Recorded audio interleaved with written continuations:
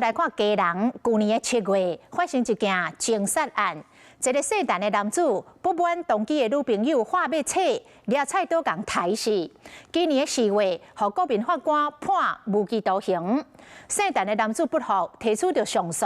搁伫昨2审的时阵，提出着伊所抄的16本的佛经、心经，想要来要求减刑，但是审判长当场驳回。警察伫咧门口有封锁线，气氛是真沉重。这是去年1月家人一件情杀案，一个陈先生因为无欢喜同居女朋友要甲伊扯，就摕刀把甲伊钝切刀杀死。嘛伫咧今年4月，被国民法官当判无期徒刑。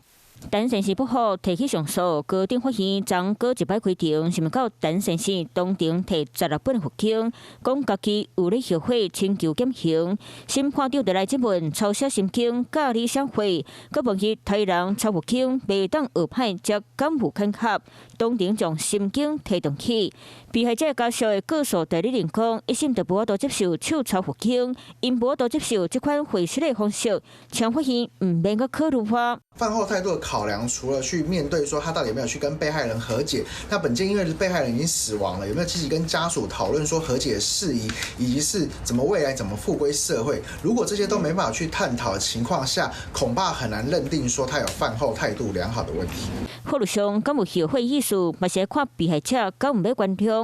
陈先生小想要用手抄佛经，请求减刑，法院当场甲伊提动起。啊，2审的结果嘛是要等到11月初9才出来。Hello， 我是林仙怡，想要抢先掌握最及时的新闻资讯吗？赶快订阅、按赞、开启小铃铛，锁定华视新闻 YouTube 频道。